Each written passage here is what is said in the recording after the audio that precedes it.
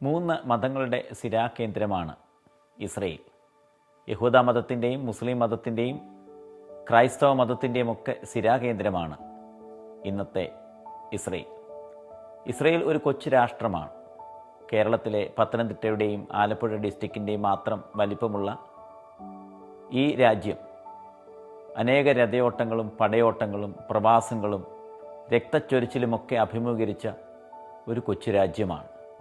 നൂറ്റാണ്ടുകളായിട്ട് അവർ കടന്നുപോയ യാതനകളും ദുരിതങ്ങളും വേദനകളും ഭയാനകമായ സാഹചര്യത്തിൽ കൂടെയാണ് കടന്നുപോയത്. BC 1500 മുതൽ അവരുടെ ചരിത്രം പരിശോധിക്കുകയാണെങ്കിൽ പീഡനങ്ങളിൽ കൂടെ മാത്രമാണ്. എന്നിട്ടും ആ രാജ്യം ഇന്നും നിലനിൽക്കുന്നു. അവരുടെ തുടക്കത്തിലും അവർ ചെറിയൊരു രാജ്യം മാത്രമായിരുന്നു.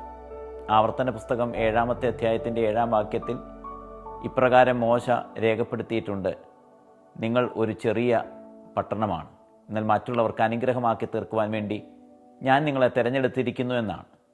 എന്നാൽ ചരിത്രത്തിൽ അനേക ദുരിതപൂർണമായ സാഹചര്യങ്ങളിൽ കൂടെയാണ് ഈ രാജ്യം കടന്നുപോയത്. BC 1500-കളിൽ ഫറവോ രാജാക്കന്മാരുടെ ഭരണകാലഘട്ടങ്ങളിൽ അവർ വളരെയധികം വേദനയിൽ കൂടെയും പ്രതിസന്ധികളിൽ കൂടെയും കടന്നുപോയി. എന്നാൽ അവർ ഇന്നും ജീവിക്കുകയാണ്. ഫറവോ രാജാക്കന്മാർ ഇന്ന് ചരിത്രത്തിലില്ല. പേർഷ്യൻ മേദ്യ സാമ്രാജ്യത്തിൻ്റെ കാലഘട്ടത്തിൽ എസ്തേർ അടക്കമുള്ള പ്രിയപ്പെട്ടവരുടെ ചരിത്രം ബൈബിൾ പറയുന്നതും ചരിത്രം പറയുന്നതും കഠിനമായ പീഡനങ്ങളിൽ കൂടെ യഹൂദ ജനം കടന്നുപോയി. പക്ഷേ ഇന്ന് പേർഷ്യൻ മേദ്യ സംസ്കാരവും സാമ്രാജ്യവും ഇല്ല. ഗ്രീക്ക് സാമ്രാജ്യത്തിൻ്റെ അധീനതയിലും ഇസ്രയേൽ എന്നറിയപ്പെടുന്ന ഈ രാഷ്ട്രം വളരെയധികം പീഡിപ്പിക്കപ്പെടുകയുണ്ടായി.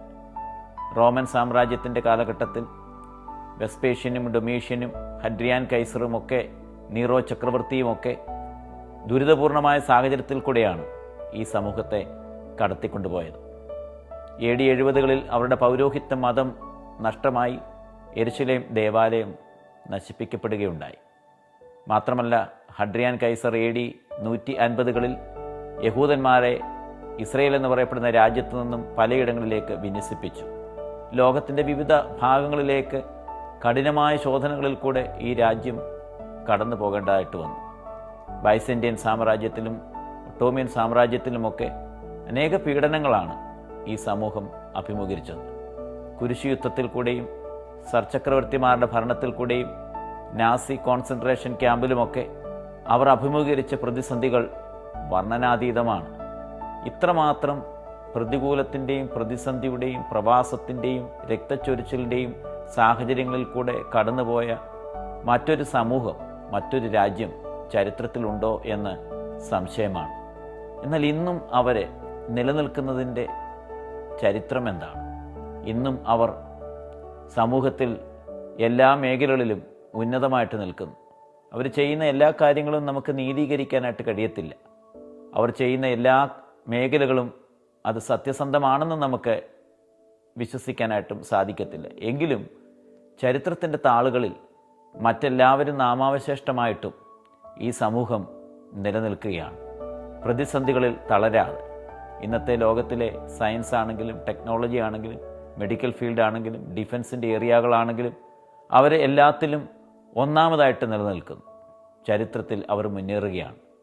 പ്രതിസന്ധികളെ അതിജീവിച്ചുകൊണ്ട് തരണം ചെയ്യാനായിട്ട്, അതിനെ അതിജീവിച്ചുകൊണ്ട് മുന്നേറുവാനായിട്ട് സാധിക്കും എന്ന് പഠിപ്പിക്കുന്ന ഒരു രാജ്യമാണ് ഇസ്രയേൽ. തളരാതെ മുന്നേറുക. പ്രതിസന്ധികളിൽ നമ്മെ നയിക്കുവാൻ ദൈവം കൂടെയുണ്ട്. ദൈവത്തിൽ ആശ്രയിച്ച് മുന്നേറിയാൽ അത് വിസ്തൃതിയിലേക്കും വിശാലതയിലേക്കും നയിക്കും എന്ന് ഇസ്രയേലിൻ്റെ ചരിത്രം നമ്മെ പഠിപ്പിക്കുന്നു.